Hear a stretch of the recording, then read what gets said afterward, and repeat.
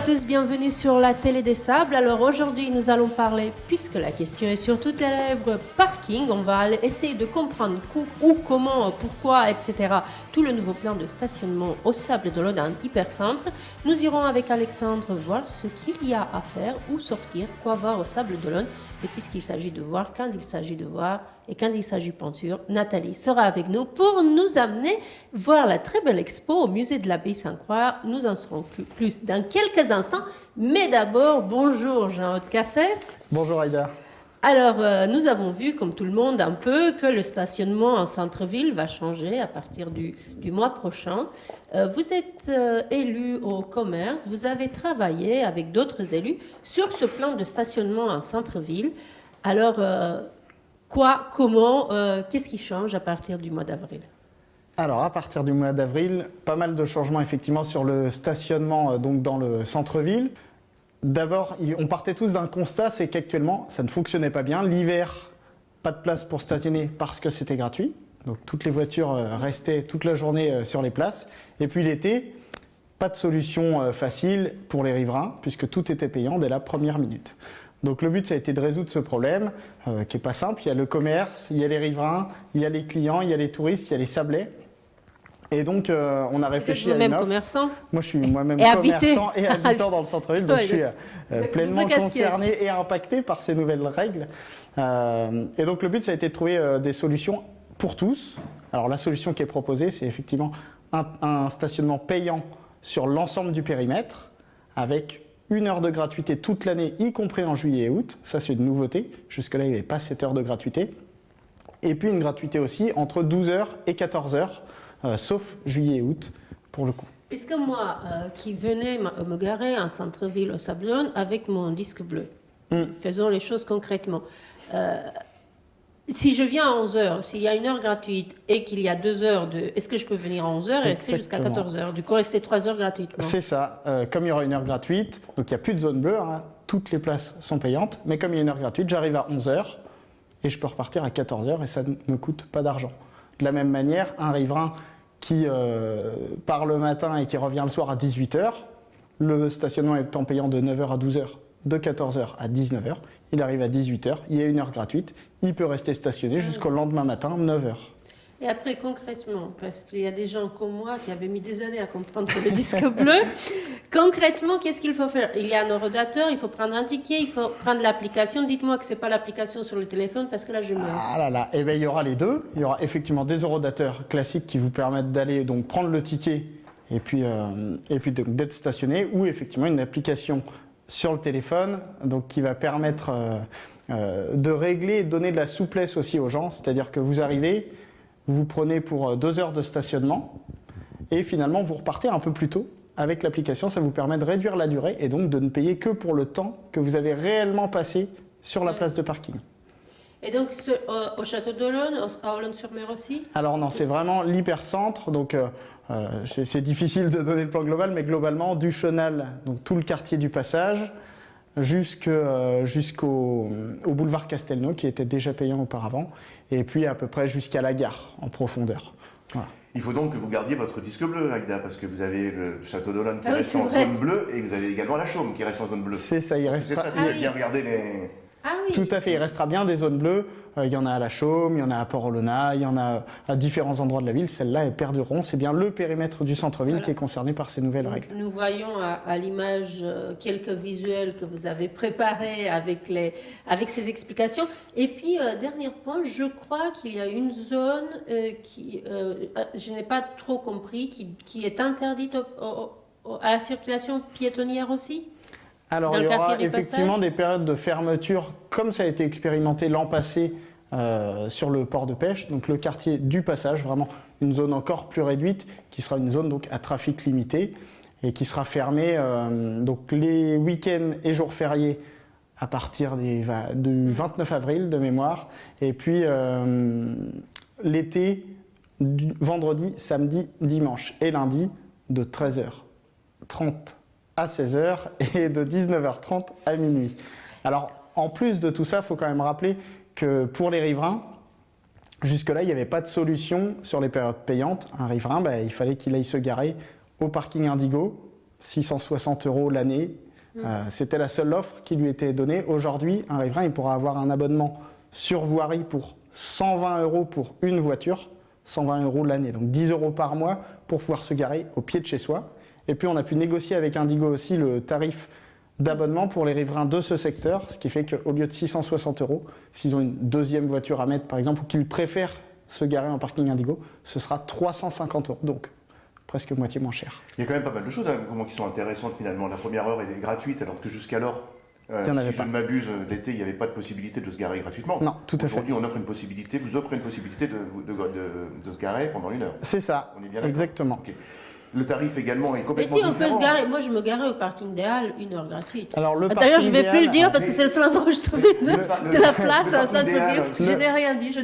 Ce qui est intéressant également, c'est de signaler que les parkings qui sont souterrains ou le parking de la gare, je pense, est moins cher que de se garer sur la voirie. Exactement. Le but, c'est d'inciter les gens à utiliser ces parkings qui sont actuellement sous-exploités, en fait. Et donc, mais en fait, c'est aussi moins de pollution en centre-ville. C'est ça, c'est faire venir moins de voitures. Un peu moins de voitures pour qu'un client qui vienne trouve plus facilement de la place. Et donc les voitures qui sont là pour une journée, pour plusieurs jours, plutôt les inciter à aller dans les parkings Indigo, dans les parkings relais qui sont desservis par les navettes gratuites, voilà, de les sortir un petit peu du centre-ville pour apaiser la circulation dans le centre-ville. C'est finalement une bonne solution parce que moi je me souviens, l'été... Vous habitez dans la zone concernée? Moi j'habite pas dans la zone concernée, mais par contre je suis consommateur sur les Sables d'Olonne et je vais au restaurant le soir. Et c'est vrai que l'hiver, c'était impossible de venir se garer dès lors que ça devenait gratuit. L'été, on pouvait se garer facilement sur le port, et l'hiver, c'était impossible. Et il y avait des voitures qui restaient stationnées toute la journée. C'est ça. Et même la nuit. Donc aujourd'hui, on va pouvoir se garer. Aujourd'hui, on va pouvoir se garer parce que le fait que ça devienne payant, ça va aussi inciter les commerçants qui travaillent dans le secteur à utiliser leur abonnement au parking centre-ville gare. C'est un abonnement à un tarif très négocié puisque c'est 79 € pour l'année. Et ça permet de se garer 5 jours sur 7. Donc toutes ces voitures-là, elles ne seront plus dans le centre-ville sur la voirie et elles vont laisser de la place pour les consommateurs sablés. Clairement, ça va libérer de la place pour les gens qui veulent venir faire une course dans le centre-ville. Mais les commerçants doivent être ravis de cette... Les commerçants, la plupart des commerçants sont plutôt contents de cette nouvelle solution. Moi, je suis comme la Suisse, neutre. Donc on donne... Je ne veux pas avoir d'avis. Je voulais juste savoir comment cela allait se passer, ce parking payant en centre-ville, parce que j'ai vu, comme nous tous, passer il y a quelques jours l'information. Merci infiniment, Jean de Cassès, d'avoir pris sur votre temps pour nous l'expliquer. Bon courage, parce que vous allez vous en prendre plein la figure, je crois quand même. On a un peu de pédagogie à faire, on sait que c'est normal, il faut faire de la pédagogie et expliquer, mais voilà. Merci de nous donner l'occasion de l'expliquer, parce que c'est un sujet Vous avez été combien d'élus à travailler sur le dossier? On a été 3 élus principalement, la mobilité, la voirie et le commerce, parce que c'est les sujets évidemment les plus impactés, mais on a concerté beaucoup plus largement, et puis il y a eu des ateliers pendant 2 ans de concertation qui nous ont permis de tenir compte, typiquement je vais dire un exemple, les professions médicales pourront stationner gratuitement dans le centre-ville.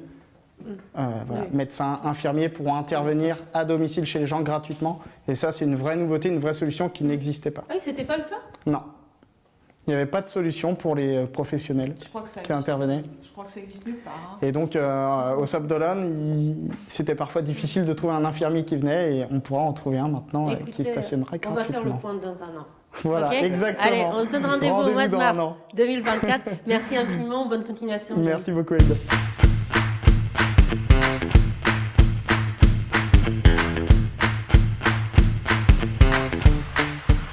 Nathalie, vous êtes allée visiter ce week-end, bonjour. Bonjour Aïda.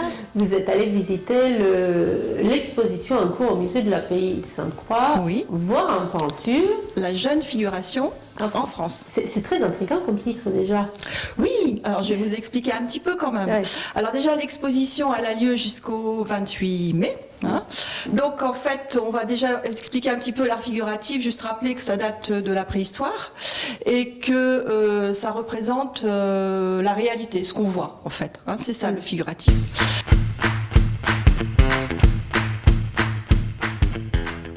Ce style de peinture a depuis quelques décennies été un peu délaissé, mais c'est sans compter sur quelques institutions telles que le Masque qui ont su le défendre et le remettre en valeur.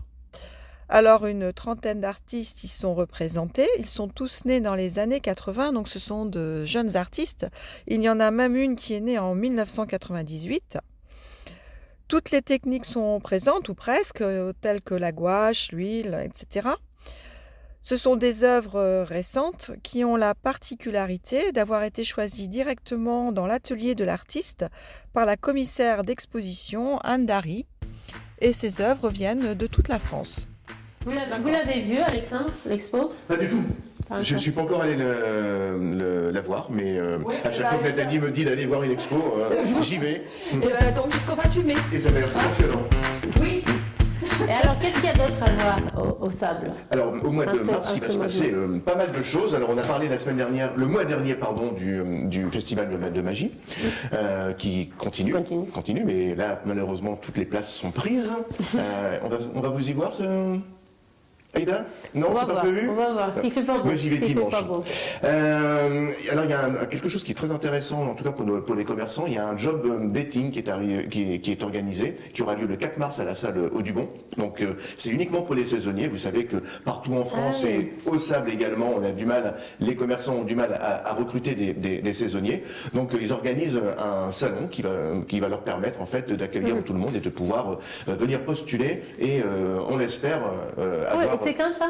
C'est le 4 mars. Le 4 mars de 9h à 12h, puis de 13h30 à 17h. Non, j'ai dit salle Audubon, excusez-moi, c'est la salle des Cordulis à Olonne-sur-Mer. Ah, très bien. Qu'est-ce qu'il y a d'autre le 11 mars? Qu'est-ce que vous faites, Aïda? Là, je sais ce Il y a un que je fais. nettoyage Là, de plage. Alors non, parce qu'en fait, il y a deux choses. Alors, il y a Alors, nettoyage vous faites le nettoyage de plage. Nettoyage de plage sur les... Au Grange, je crois. Au Grange, tout à fait. Donc le 11 mars. Et le 11 mars également, il y a une dédicace de Gauthier Battistella. Gauthier Battistella, le lauréat du prix Que du vous livre connaissez de bien, plage. puisqu'il est lauréat du... Prix du livre de plage.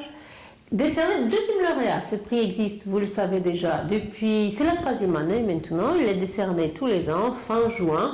Le lauréat de l'année dernière, et même si j'en parle avec passion, ce n'est pas moi qui l'ai fait venir, c'est organisé par la médiathèque, mais j'y serai dans le public pour écouter un petit peu. C'est Gauthier Battistella, donc, qui a signé un livre assez remarqué l'année dernière, Chef, mais je ne vous dirai pas l'histoire. C'est l'histoire d'un chef, c'est un livre qui se lit très facilement.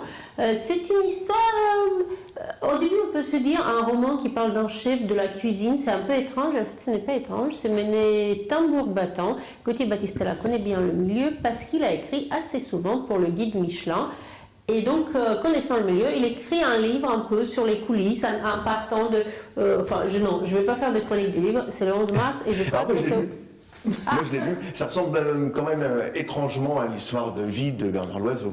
Oui, mais je posais la question, et ce ne serait pas Bernard Loiseau. C'est apparemment, mais c'est l'auteur qui le dira sans doute mieux, ce qu'il voulait, c'était de montrer la difficulté de la vie d'un chef qui est aussi un artiste, avec ses démons, avec ses questionnements, avec ses fulgurances de génie, mais aussi de désespoir. Et c'est un peu un mix de ça. Moi, je crois que ce que j'ai aimé dans ce livre, ce que j'ai le plus aimé, c'est le début, avec cette famille du terroir.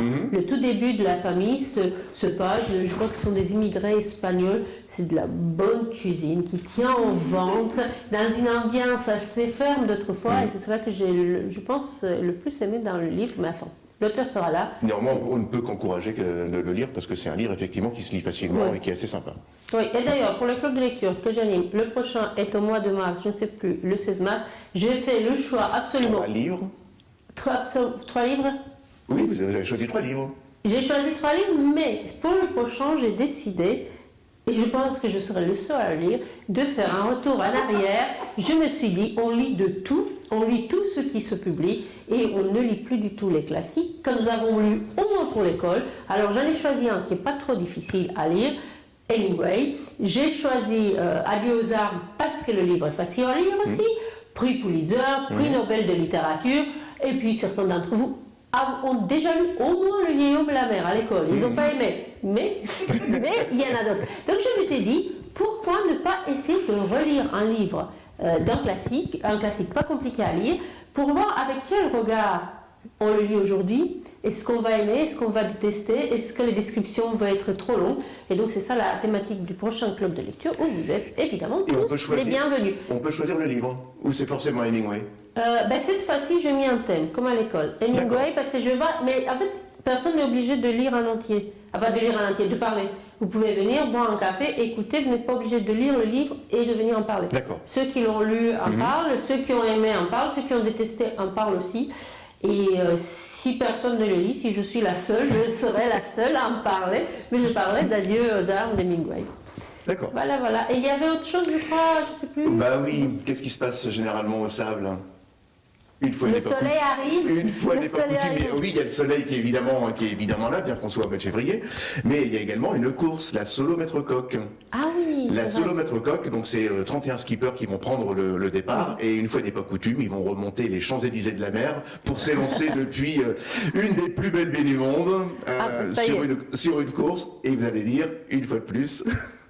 Un mot sur la Golden Globe Race? Même pas, tiens. Non, mais j'y arrive. Ah. Donc, j'allais justement vous renvoyer la balle, Aïda. La Golden Globe Race, donc on a 3 navigateurs qui viennent de franchir le Cap Horn. Donc, on en est où? Vous suivez, vous allez finir voileux. Je le sens, je le sens.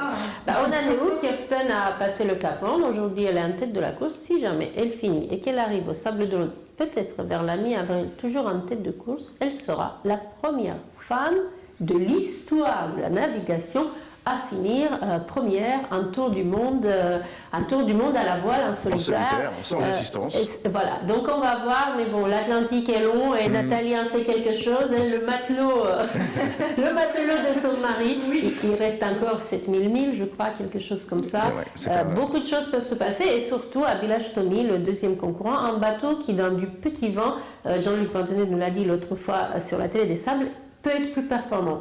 Donc moi je me réjouis à l'avance, mais il ne faut jamais se réjouir trop tôt. Donc Abilash est deuxième, il n'est pas trop loin d'elle.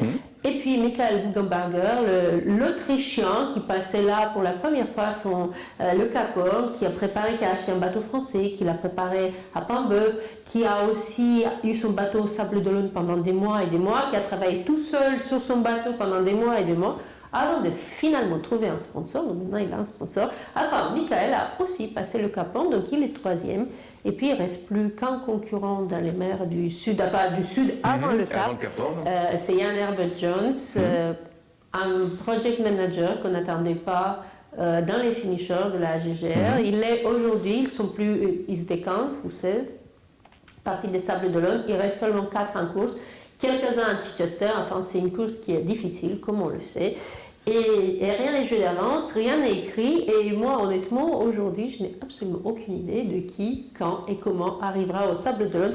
La première fois dans l'histoire de cette course, un seul avait fini. J'espère qu'on sera plus nombreux. On sera plus nombreux que ça. Voilà, j'étais bavarde aujourd'hui. Oui, en fait, vous êtes intarissable dès lors qu'on parle de voile et notamment de la Golden Globe Race.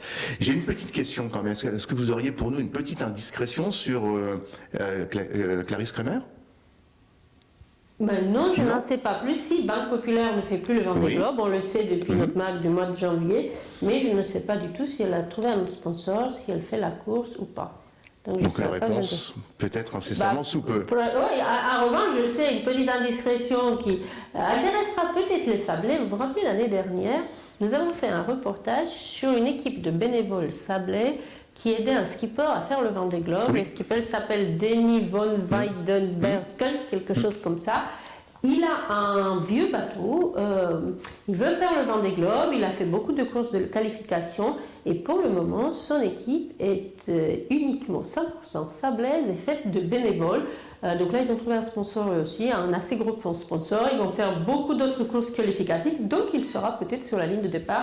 On va le suivre parce que c'est de ma connaissance, je vis au Sable d'Olonne depuis 20 ans, mais en tout cas, en 20 ans, c'est, je pense, la première fois qu'un skipper du Vendée Globe a une équipe uniquement bénévole et uniquement sablaise. J'espère qu'il les gardera, les sablés, jusqu'au bout.